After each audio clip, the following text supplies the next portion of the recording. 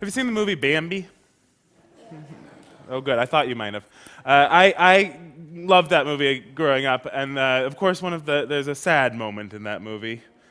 You know the sad moment in that movie. I'm not going to spoil it for anyone who doesn't know it, but suffice to say, well, I might in a second actually, but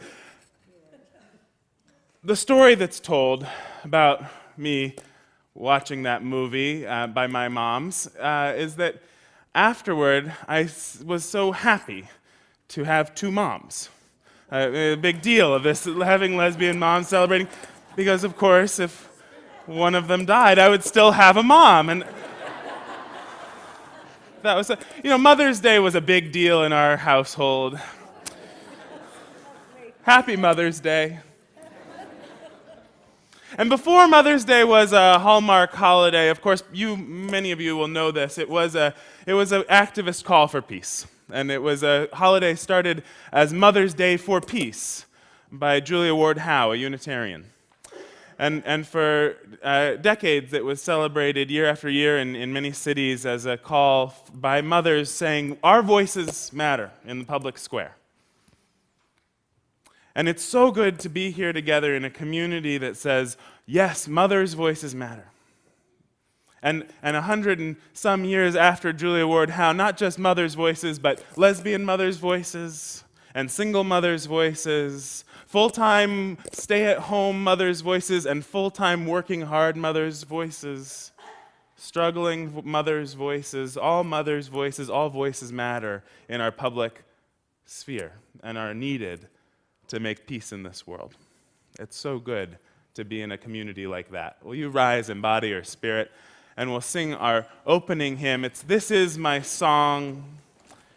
It's 159. Thanks. In 1985, I got a newsletter, came through the mail slot, and I really didn't want to take the time to read it, but there was something compelling about the image on the front. It was a mother and a child. And it was sent by Dr. Jack Mayer, a physician in Vermont. He was so worried about children growing up in the nuclear age that he wanted to create a ceremony and a treaty that would be a call to action. His original vision was that in every time zone in the world, there would be a declaration of the Peace Bell Treaty, a ringing of bells which would ripple around the world like a wave. We hope that the pealing of our bells and the voices of children and adults together will deliver a compelling message. We will join with those who, like us, have carried on that tradition, and there are a few, I've actually found out. Following the service, I invite you to sign a copy of the Peace Bell Treaty that is out in the foyer on the big table, and I'm going to send it to Mr. Trudeau. See what he says. See what his deputy says, anyway. Okay, I invite you to join me in the responsive reading of the Peace Bell Treaty. Please repeat each line after me. As citizens of the lovely planet Earth, we gather to declare ourselves at peace with all other peoples.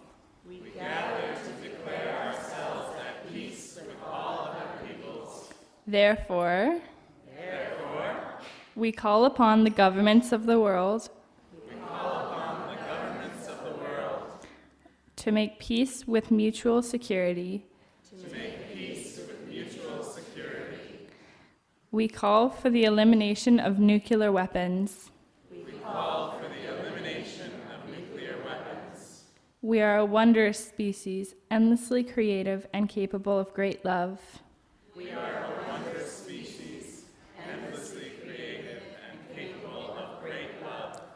With the ringing of this bell, I affix my signature to the Peace Bell Treaty. With the ringing of this bell, I affix my signature to the Peace Bell Treaty. Ring away.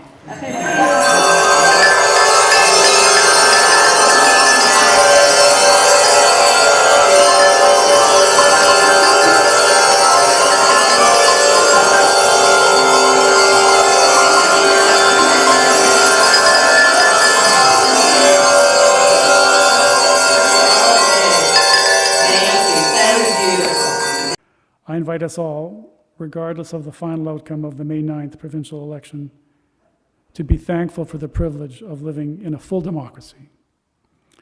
In 2016, it was estimated by The Economist that only 5% of the world's population do so, while many more live in flawed democracies. So we are truly fortunate in Canada and BC. May we extend to all beings the compassion we offer one another here. Peace be upon each and all. Last fall, Denise Gilbert, a poet and mother in our wider community, shared with me the poem Like Any Mother Would, and I invited her to share it with us today.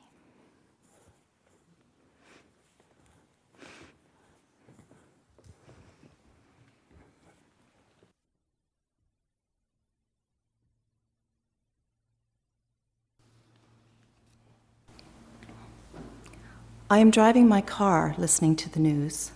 I just did the mom thing, the suburban mom thing, dropping off my beloved and well-loved daughter, and I'm driving my car, which says something about my life, even though I'm not really one of the wealthy ones, just someone getting by these days, but still, driving my car, going back to my home, to my dog and cat and heat and food. The news is on, and I hear about the homeless person offered money to allow the person with the money to kick him in the groin, burn his beard, because if you have money, it might be fun to make a desperate person grovel, take away what little dignity they still have on the street. I started to cry and thought, my baby, like any mother would, my baby child. And then I heard, like all playground bullies would, the promised money wasn't even given after all the kicking ended. I drove my car. Maybe I should have pulled over because I couldn't see all that well at this point, what with tears clouding my judgment. And then I heard about a young First Nations girl, her life a torment, taking her own life. And I thought, my baby, my little one. Like any mother would, even a suburban mother, driving alone in her own car. And I heard about all the cracks and pitfalls of a young life. And why did no one hold her? Why did she die with a mouthful of abscessed teeth? And then I heard about her mother. Could that have been me? Driving alone through addiction, no car, no safe place, no home. I think about the times they've hit me, called me bitch, wanted me gone. If that had ever been, or if that had been every day, not just that once in a while, I would need to be held too by a mother, doing what any mother would. And then I remembered the one time that I did pull over because the tears were blinding and the news was unbearable, would have made me drive off the road if I hadn't stopped. When I heard about the little girl in Ivory Coast, caught up in the war, the child soldiers taking her arms, and how she looked up at her own mother, this child exactly the same age as my beloved and always dancing daughter, looking up at her mother and asking, when will my arms grow back? Because a young mind cannot, does not know about forever yet, and I knowing, like any mother would, that she would never dance her fingers through her own baby's hair, like any mother would, I cried like a baby. Because you want to be that person with the answers, and there are no words, let alone answers. And I remembered my promise to at least remember them all, because my baby, my dear one, the one I hold in my arms and heart always, isn't the only beloved one I dropped off, never really dropping off, but holding still, tightly, in my arms, today, like any mother would.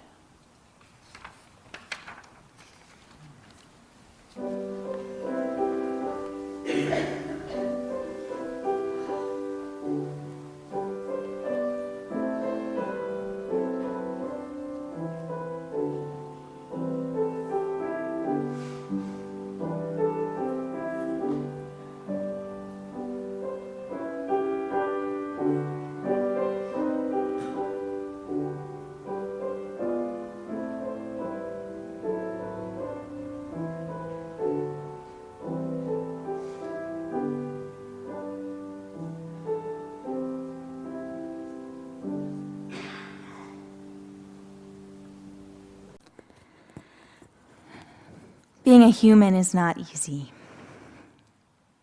I'm not sure if it's easier to be a dog or an elephant, or a spider or a leaf.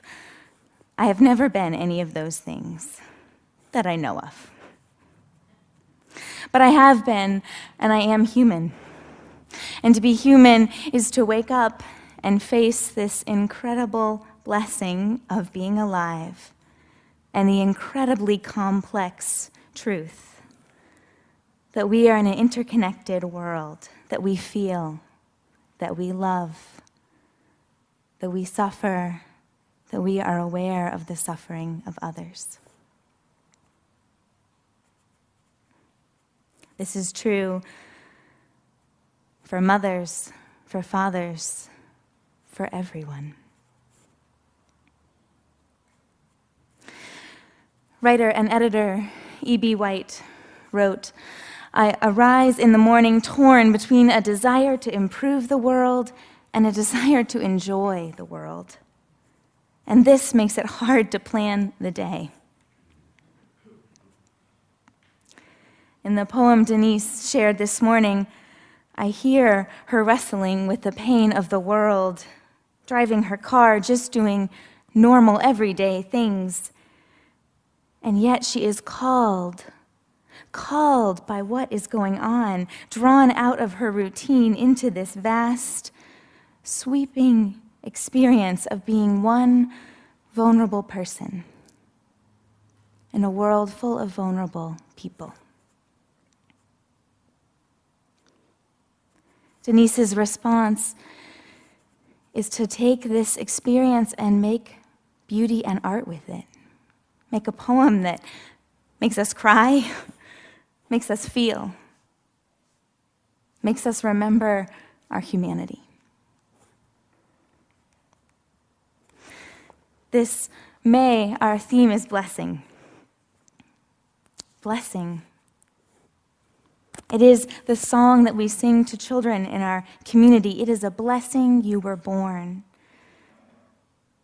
Blessing begins simply with being born, the physical experience, the connections, and upon immediate arrival, we also have this complex experience of struggle. It is, in fact, what it is to grow and mature, to have a deepening experience of love and a deepening experience of pain. It's a sign of maturity to be able to feel, to be able to know and understand and care. I arise in the morning torn like a piece of paper pulled apart at both ends. And I know that feeling so well of driving around feeling torn. Not exactly sure how to plan the day. Should I eat grapes on the picnic blanket or spend it lobbying my MLA for change? Should I take this moment and just go to the playground, or would it really be better if I was out raising money for an important cause? This tornness, this caring can be awful. It is almost like a moral agony present in this world like the one that we live in, where we do drive our cars in a city with so much resource and so much natural beauty and with so much information about what is going on around the world. And so the story lives within me, and I've heard it from others, that the best thing to do is to just give as much as I possibly can and do everything I possibly can, serve as much as I can, address as much pain and suffering and need as I can, and that it's selfish to do things for myself. almost like a sin even to sit on the picnic blanket when someone somewhere has lost their arms. And so, how do we live? How do we live with the blessings and with the pain? How do we live with the agony of having both? The story, it can be so self-perpetuating. It's almost like a funhouse in a carnival with a mirror, and it's reflected back and forth, back and forth. Some people have it good and some people don't, and that's not fair. And is it fair for me to do and enjoy what I have? And yet, there is a space outside of the decision between this and that. A space where we can do both together. Where we can bless the world with all of its pain and suffering. We can savor the blessings and we can act. But we cannot do one without the other. The truth is that they feed each other. Another poem from Liz James. I know you feel every hit of the hammer, beating plowshares into swords and people into plowshares, and every time you fail to step between the blow and its target, the injustice is sewn into your bones. And yet, you are not on call for the pain of the world. When the hammer rises, you must rise with it.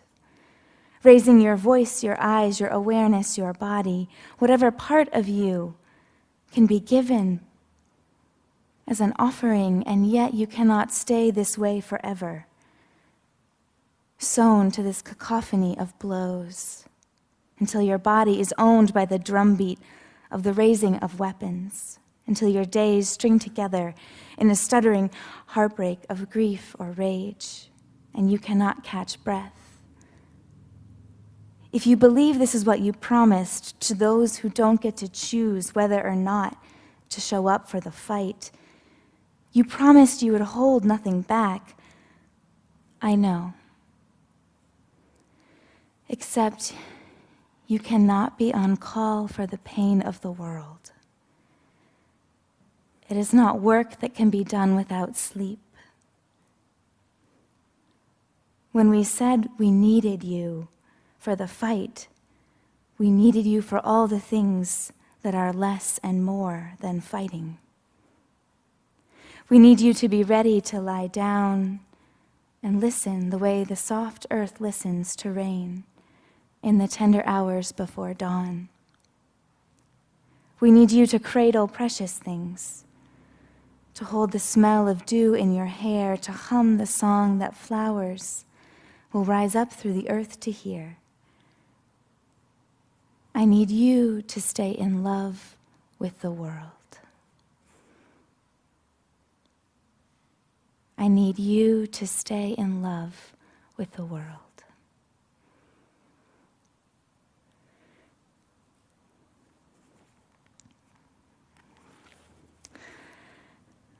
A few weeks ago, I went with my son to Strong Start. He's a toddler, and Strong Start is the free community drop-in program in our neighborhood. And there were little kids there from Iran and Japan and China, and Latino families were there, and they were playing together, sharing the sandbox and the puppets and the juice boxes, and parents were pouring each other cups of coffee and exchanging exhausted smiles. And Miss Rosa, the teacher, leads us in songs, and she's always sure to include the language of every family, the language that's spoken at home. And I had a Denise Gilbert moment. Because when we started to sing Anong Cheyong, hello friend, in Korea, I started to cry. I thought of the little children in Korea, in North Korea, and in South Korea, who sing in classrooms with blocks and buildings and teddy bears, just like the one I was in, whose parents wipe their snotty noses, and fold their clothes and watch them sleep at night. And in that moment, I was called by the pain and fear of the world and by the beauty of what was immediately before me. I do not want to be at war with those children in Korea, with their parents. I do not want their parents staying up late worrying about nuclear weapons. The world was calling to me with its beauty and its pain. And I know that we cannot save anything. We cannot fight a good fight unless we are in love with what we are trying to save. We must love in order to have any energy for the fight. We must enjoy each blessing, for it truly is part of what gives us the energy to go on.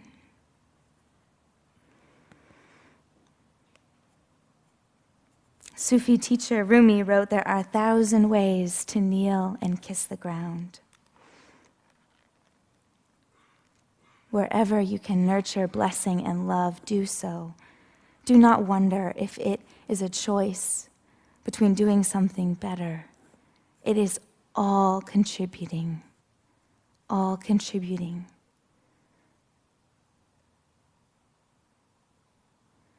We cannot save a world we are not in love with. I need you to stay in love with the world. Amen. And blessed be.